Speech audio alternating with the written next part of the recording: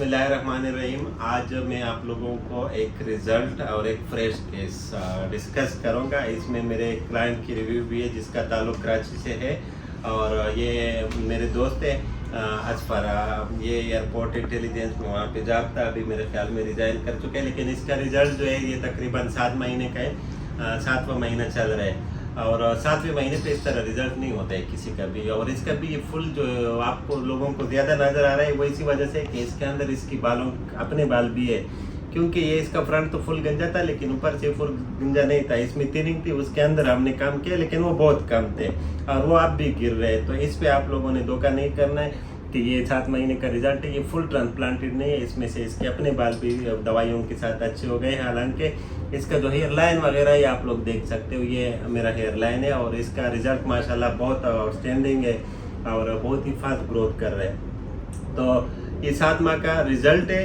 और इसका मैं दिखाऊंगा आप लोगों को बिल्कुल सेम डेंसिटी के साथ इसका भी हुआ था ट्रांसप्लांट। जिस तरह ये डेंसिटी है तो मतलब है ये डेंसिटी ये रिजल्ट देता है, इसी वजह से समझाना है आप लोगों को।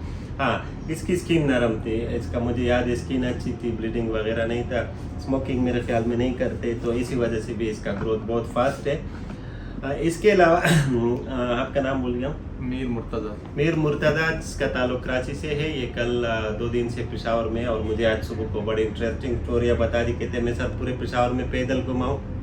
कल की चपानी बाज़ार में गया था तो कहते वहाँ जिससे भी पूछो तो कहते हैं कि मैंने डॉक्टर हबीब से ट्रांसप्लांट कराए। कहते जो भी देखता था तो कहते हैं, लेकिन एक बंदे ने मुझे डिस्करेज किया। कहते हैं आपका कोई रिश्तेदार है इस्लामाबाद में और बन्नू में उसका क्लिनिक है, उसका कोई टेक्नीशियन था, कहते हैं वो मुझे गिरा नहीं है तो आपका अच्छा नहीं किया है। तो मैंने कहा कि जाहिर है वो बंदा जो मेरा पोजीशन हो या मेरे मुकाबले में काम करता हो तो वो तो आपको ऐसे ही बोलेगा। कहते उसने तस्वीरें दिखाई तो उसमें डेंसिटी बहुत ज़्यादा थी। तो मैं आप लोगों को ये चीज़ मेरा जहन में था कि एक वीडियो बनाऊंगा कि ये जो आप लोगों को फ्रेश केसेस में जो बहुत ज़्यादा डेंस नज़र आते हैं वो क्या होते हैं कि ये जो टेक्नीशियन लोग होते हैं, जो नॉन डॉक्टर्स होते हैं जो हेयर ट्रांसप्लांट का काम करते हैं, वो फाइन पंच यूज़ नहीं करते, यानी पीछे से जो फॉलिकल होता है वो मोटे साइज़ का निकालते हैं, तो जिसकी वजह से डोनर साइड बहुत ख़राब हो जाती है और वहाँ पे बहुत स्कारिंग हो जाती है। तो लेट से कि एक 1 मिलीमीटर और 1.8 मिलीमीटर ग्राफ्ट की साइज़ में कितना फ़र्क है। तो वो मोटे ग्राफ्ट आप 3 भी रख दो तो वो जगह फुल हो जाती है, लेकिन वो फाइन ग्राफ्ट आप 5 भी वहाँ पे लगा दे तो उसके नीचे स्किन नज़र आती है। तो ये काम जितना भी फाइन हो और दरमियान में स्किन नज़र आनी चाहिए, क्योंकि इन लोगों की केसेस हमारे पास आते हैं जो बहुत डेंस करते हैं तो स्किन नेक्रोसिस हो जाती है, उससे स्किन डेड हो जाती है और वो मोटे मोटे ग्राफ्ट उसमें डाल देते हैं तो जाहिर है उसमें और भी प्रेशर बढ़ जाती है और इस्कीमिया के चांसेस ज़्यादा हो जाती है, यानी स्किन डेड हो जाती है। तो ये जो तस्वीरों में आप लोग देखते हो कि ये बहुत सुपर डेंस है, वो बिल्कुल मैं डिस्करेज करता हूँ और उसका मैं बहुत खिलाफ हूँ। ये बाद में लोग नहीं दिखाते जो ख़राब हो जाते हैं। और इसके अलावा जो मोटे मोटे ग्राफ्ट जितने मोटा मोटा आप लगाएंगे उतने ज़्यादा नज़र आएंगे, जितना फाइन ग्राफ्ट होगा वो उतनी ही डेंसिटी देगा आपको और स्किन नेक्रोसिस की चांसेस भी नहीं होते और ग्रोथ की भी अच्छे होते हैं, क्योंकि आप जो बहुत ज़्यादा कम्पैक्ट लगाएंगे तो उससे ब्लड में जो स्किन में ब्लड फ्लो जो है ना कम हो जाती है। तो जिस तरह आपने 3 ग्राफ्ट लगाए तो उसमें से एक मर जाती है। तो इसी वजह से मैं आप लोगों को ये दिखा रहा था कि ये डेंसिटी आप लोग देख लो, इसको मैं सुपर डेंसिटी बोलता हूँ। और हमारे जो ग्राफ्ट है उसका साइज 0.8 मिलीमीटर होता है, वो बहुत फाइन होते हैं तो वो थोड़ी जगह में ज़्यादा लग जाते हैं, लेकिन फिर भी उसमें स्किन की जो आइलैंड होते हैं वो मैं छोड़ता हूँ इंटेंशनली ताकि इसमें ब्लड फ्लो स्किन नेक्रोसिस ना हो। तो ये चीज़ें स्पेशलिस्ट डॉक्टरों को पता होता है, जो प्लास्टिक सर्जन होते हैं, जो ट्रांसप्लांट का काम करते हैं, उन लोगों को पता है इसके बारे में कि ये किस तरह रखनी है। लेकिन जिन लोगों को एनाटमी का पता नहीं होता है वो तो ब्लाइंडली लगे हुए होते हैं, लेकिन फिर जब फंस जाते हैं तो उस टाइम इसकी सारी असलियत का पता चल जाता है, हकीकत का। तो इस चीज़ पे मैं बहुत खफा हो गया कि उस बंदे को इस तरह नहीं कहना चाहिए था। बाकी रिव्यू मुर्तज़ा से मैं खुद लूँगा कि वो क्या कहना चाहते हैं पेशावर के बारे में, हमारे क्लिनिक के बारे में, क्योंकि ये कराची से फर्स्ट टाइम आए पेशावर के लिए। और मैं अपने जो बाहर के मरीज होते हैं उसका मेरे साथ बहुत टेंशन होता है। इवन मैं आप उसके होटल की भी इंफॉर्मेशन रखता हूँ कि किस होटल में स्टे करते हैं। यानी लास्ट महीने हमारा एक मरीज था लाहौर का, वो सुबह को वाश के लिए नहीं आया तो इसका मोबाइल भी बंद था। फिर मैंने मरीजों को मैनेजर को बोला कि किस होटल में थे तो उसने कहा फलाने होटल में, उसको रिंग किया तो उसने कहा उसने चेकआउट किया हुआ है।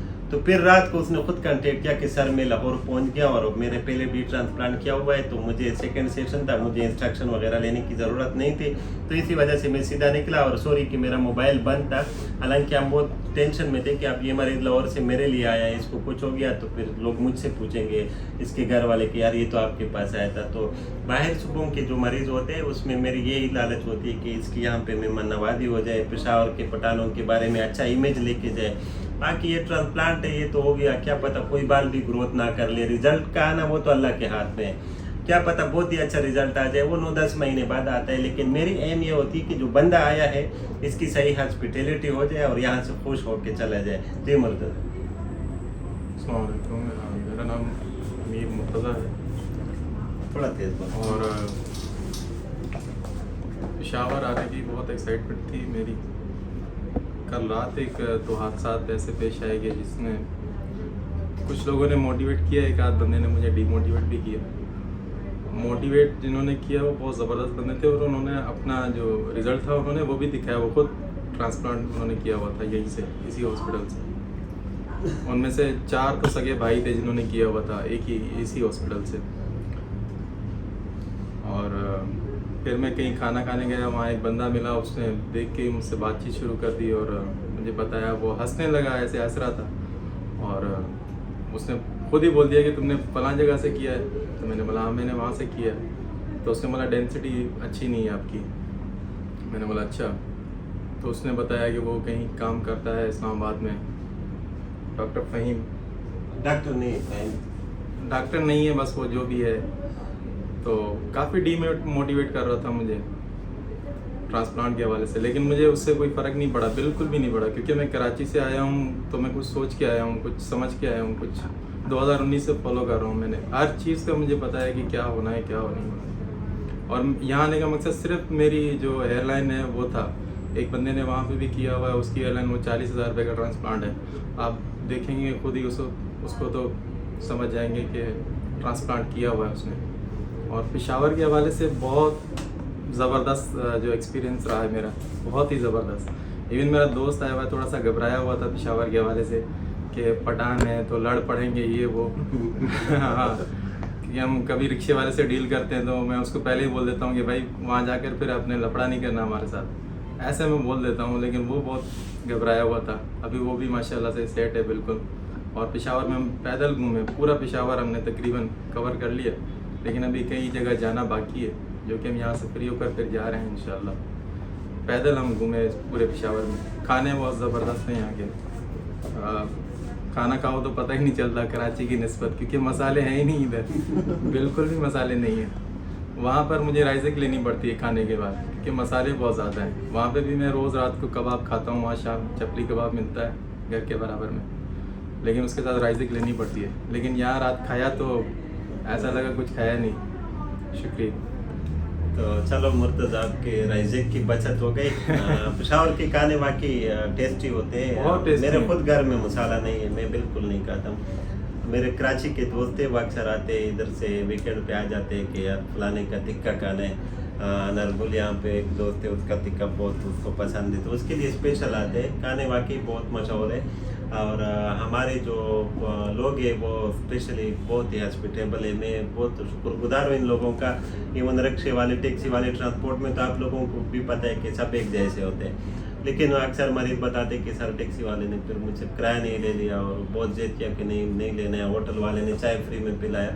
तो आप लोग जब किसी को बता दे देते हो ना कि अगर उसके साथ आप कुछ ज्यादती भी कर लो और उसको बोले यार मैं मेहमान हूँ मुझे नहीं है पता, तो वो आपको लिहाज करेगा, वो बोला चलो भाई ठीक है आप मेहमान हो तो फिर आपके लिए माफ़ी। पेशावर के इस तरह लोग हैं यहाँ पे, पठानों का स्पेशली कल्चर यहाँ पे, क्योंकि पेशावर एक मल्टी कल्चर सिटी है पठानों का। यहाँ पे हर डिस्ट्रिक्ट का पठान आपको मिलेगा, वजीरिस्तान का मिलेगा, इधर पेशावर के मिलेगी, मर्दान स्वाद, हर जगह के पख्तून यहाँ पे होते हैं। तो पख्तून हमेशा मेहमान नवाजी के लिए मशहूर है। बाकी अच्छे बुरे बहुत हर जगह होते हैं, लेकिन अल्हम्दुलिल्लाह आज तक मेरे क्लाइंट के साथ कोई इस तरह मिसहैप नहीं हुआ है जिसकी वजह से मेरे सूबे या मेरे पेशावर का नाम ख़राब हो। और मेरा फोकस और एम भी यही है। अच्छा, इसने जो आप लोगों को वो बता दिया तो मैंने इसको कहा कि जाहिर है आप वो बंदा दूसरे बंदे की क्लिनिक में काम करता है तो वो तो डीमोटिवेट ही करेगा कि आप उसके पास क्यों गए, मेरे पास क्यों नहीं है।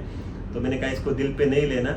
और इसको मैंने बहुत सारे रिजल्ट दिखा दिए। इसने साल वाला देखा, सफ़ेद बालों वाला देखा, ये साथ बैठा हुआ है 7 महीने का, एयरलाइन का, डेंसिटी का, सब कुछ इसको दिखा दिया।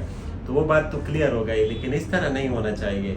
और मैं इंटेंशनली इस वीडियो में ये चीज़ शामिल भी कर लिया कि अगर वो बंदा सुन ले उसको भी एहसास हो जाए, क्योंकि अगर मैं बोल दूँ उसके क्वालिफ़िकेशन के बारे में या उसकी डिग्रियों के बारे में, तो मेरे 3 लाख फॉलोवर है, 3 लाख लोगों को पता चल जाएगा कि ये जो बंदा है जो ये काम कर रहे, तो वो वाकई डॉक्टर नहीं है। लेकिन मैं ये नहीं कहना चाहता हूँ। मैं कहता हूँ ठीक है, बस जिससे ख़राब भी हो जाए, कॉम्प्लिकेशन भी हो जाए, मेरे पास लोगों के आते हैं, मैं फ्री में ट्रीट करता हूँ। और कॉम्प्लिकेशन किसी से भी हो सकते हैं, वो क्वालिफाइड डॉक्टरों से भी हो सकते हैं, लेकिन वो बहुत कम होते हैं जो। अच्छा मुर्तज़ा फिर कुछ कहना चाहते हैं तो इसकी हम दोबारा सुन लेते हैं। जी मुर्तज़ा।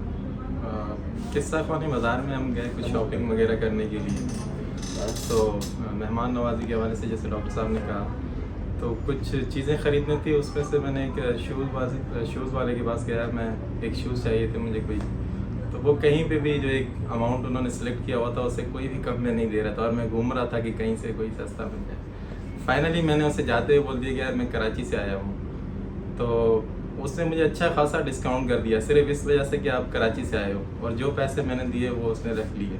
और उसके अलावा जो कंपेयर करें कराची से, महंगाई यहाँ बहुत सस्ता है, हर चीज़ सस्ती है। मतलब किराया सुनकर हम परेशान हो जाते हैं कि यार इतना सस्ता ये बंदा कैसे जा रहा है, मतलब क्या। उससे फिर रास्ते में पूछते हैं हम लोग कि आप CNG पे हो या फिर पेट्रोल पे हो, तो कहते हैं पेट्रोल पे हैं, लेकिन बहुत सस्ता है ये कराची से, कराची की निस्बत। शुक्रिया। हाँ, पेशावर जो है हमारे सूबे में दूसरे शहरों की निस्बत महंगा है, लेकिन लाहौर, कराची और इस्लामाबाद के साथ कंपेयर करें तो उसकी निस्बत यहाँ पे थोड़ा महंगाई कम है। क्योंकि मैं इस्लामाबाद में भी, लाहौर, कराची जिधर भी जाता हूँ तो हम कंपैरिजन करते हैं। लेट से इसका ट्रांसप्लांट ले लेते हैं। मेरे जो प्लास्टिक सर्जन दोस्त थे जो इस्लामाबाद में बैठे हैं, वो यही ट्रांसप्लांट 3.5-4 लाख का करते हैं। मैं 1.5 लाख, 1,30,000, 1.5 लाख का करता हूँ। मेरे जो दोस्त थे लाहौर में, इस्लामाबाद में जो बैठे हुए, वो राइनोप्लास्टी नाक की सर्जरी 3-3.5 लाख का करते हैं। पेशावर में यही सर्जरी 1,80,000 से लेकर 2,20,000 तक हो जाती है। तो कंपेरिजन है। और अक्सर मुझे लोग कहते भी कि सर आप सीनियर डॉक्टर है, आपकी जो रेट है वो रिजनेबल है, इसको अगर आप इस्लामाबाद आ जाए तो वहाँ पे थोड़े ज़्यादा हो जाएंगे या थोड़े इसको बढ़ा दे। तो मैं कहता हूँ नहीं, हम पेशावर में रहते हैं तो पेशावर का थोड़ा अट्रैक्शन होना चाहिए कि वहाँ पे ये चीज़ सस्ती है और अच्छी है, तो लोग उसके लिए आना पसंद करेंगे। चलो, थैंक यू फॉर वाचिंग। अल्लाह हाफिज़।